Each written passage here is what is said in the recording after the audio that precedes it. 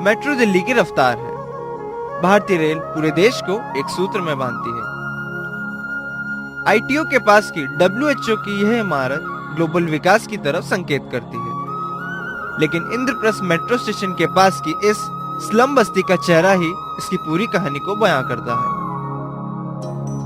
भले ही इस बस्ती का नाम अन्ना नगर हो, लेकिन समाज सेवी अन्ना हजारे से इसका कोई जुड़ाव नहीं है। यह नाला अन्ना नगर का पता बताता है। इस नाले को पार करने के लिए विकास के नाम पर 2-3 पत्थर पड़े हैं, जो लोगों को अन्ना नगर तक पहुंचने में मदद करते हैं।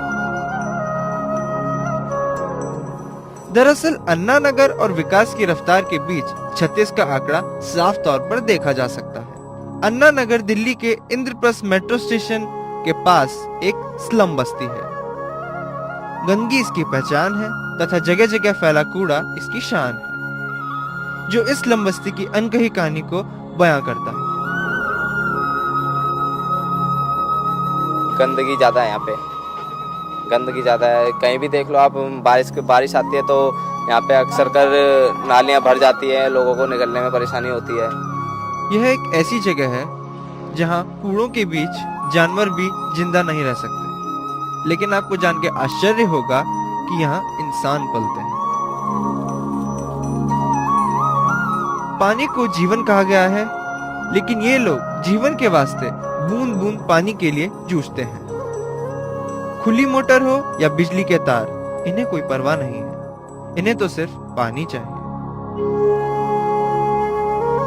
बिना टॉन्टी कर्नल इनकी उम्मीदों पर तो खड़ा उतरता है, लेकिन झड़ती हुई ईंटें इनके सपनों को कुरेदती हैं। वाकई पानी के लिए इंतजार और पानी को बर्तन में भर लेना किसी महायुद्ध से कम नहीं है। पानी तो यहाँ पे आता ही नहीं है, झूठ की बोलूं, आता ही नहीं है। मोटर लगा लोगे तो आ जाएगा, नहीं तो आता ही नहीं है। नालियों के बीच इनकी जिंदगी चलती है और जिंदगी के बीच सपने।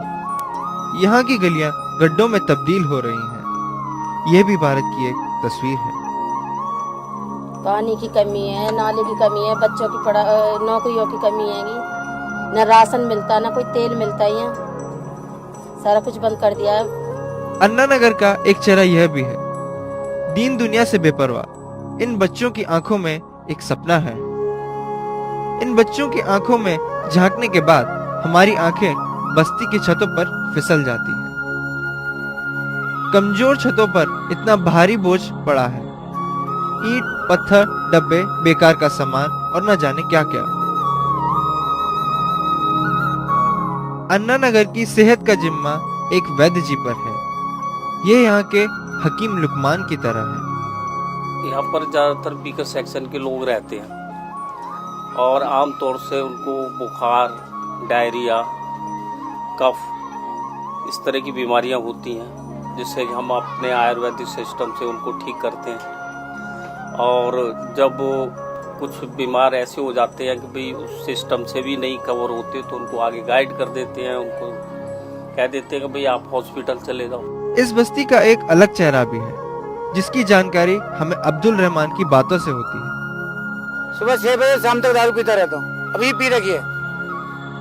रियली टेंशन जो आदमी के होते हैं ना, आदमी को माइंड खराब कर देते। टेंशन दिल पे आदमी को अगर ऐसा कोई भारी वजन पड़ जाए ना, तो आदमी का टेंशन ना माइंड खराब हो जाता है। दरअसल इस तरह की बस्तियों में रहने वाले लोग कई तरह की असामाजिक गतिविधियों में लिप्त होते हैं।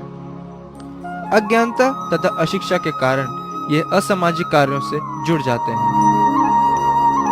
देश और सरकार भले ही अन्ना नगर के बारे में न सोचे, लेकिन यहाँ के लोग देश और सरकार से कई सवाल पूछते हैं, जिनका जवाब शायद ही किसी के पास हो। जिस देश में गंगा बहती है, उस देश के पौधे सूखे क्यों? जो सत्य सामला भूमि है, उस देश के बच्चे भूखे क्यों? या राम और कृष्ण पूजे जाते हैं, रावण का पुतला जलता क्यों? या रावण का फिर कोई काम नहीं हुआ, गली गली में रावण क्यों?